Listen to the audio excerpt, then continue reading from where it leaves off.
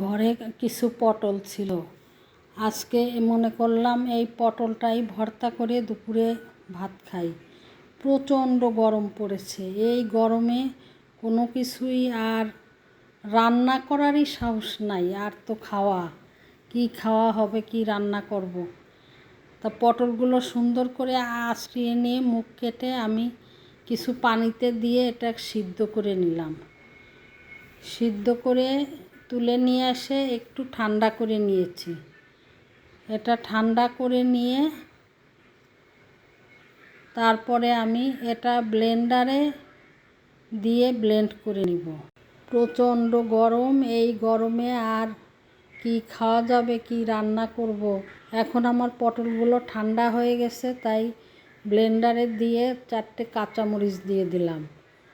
আর সঙ্গে দিলাম 2 টেবিল চামচ সরিষা আর শুকনা মরিচ বাটা 1 চা চামচ, 1 চা চামচ রসুন, 1 চা চামচ আদা। এটা দিয়ে আমি সুন্দর করে ব্লেন্ড করে নিয়ে আসছি। এখন এই ব্লেন্ড করা ভর্তাটা আমি তেলের উপর নেড়ে নিব।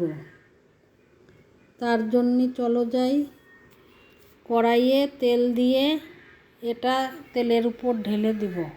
এখন এটা তেলের উপর দিয়ে ভাজা ভাজা করে নিব, তাহলেই ভর্তাটা রেডি হবে। এই কড়াইয়ের ভিতর এখন আমি সরিষার তেল দিয়ে আর পেঁয়াজ দিয়ে একটু নেড়ে নিব।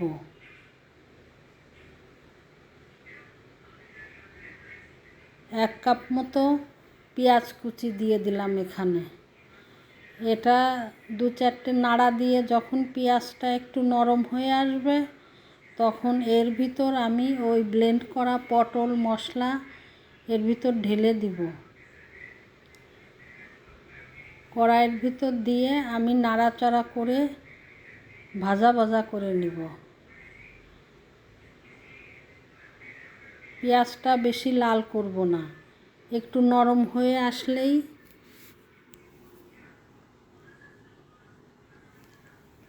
আমাদের এদিকে গ্রাম অঞ্চলে এখন প্রচণ্ড গরম পড়েছে।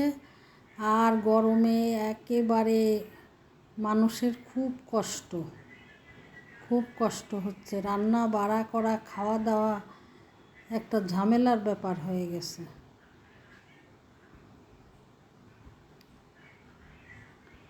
এখন কতক্ষণ আমি এটা নাড়াচাড়া করে শুকিয়ে নিব। যখন দেখব উপরে তেল উঠে আসছে, তখন বোঝা যাবে ভর্তাটা রেডি হয়ে গেছে। এখন দিয়ে দিলাম আধা চামচ হলুদ গুঁড়া আর 1 চা চামচ লবণ দিয়ে আরও কিছুক্ষণ নাড়াচাড়া করে নিলাম। এবার আমার ভর্তাটা রেডি হয়ে গেছে।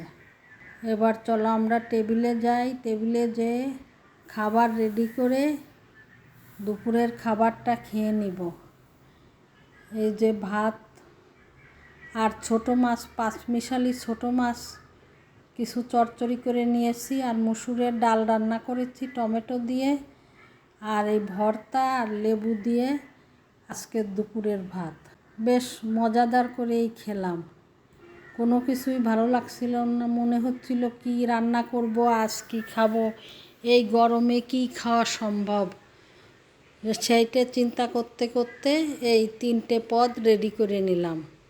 রেডি করে নিয়ে এখন আমাদের খাওয়া দাওয়া কমপ্লিট। তোমরা আমার ভিডিওটা যারা শেষ পর্যন্ত দেখছো, তাদেরকে অনেক অনেক ধন্যবাদ। তোমরাও গরমে এইভাবে হালকা পাতলা খাওয়ার চেষ্টা করবে আমার মতো। আর অবশ্য রান্নাও কষ্ট, বেশি এত রান্না করাও সম্ভব না গরমে, খাওয়া তো সম্ভব নাই।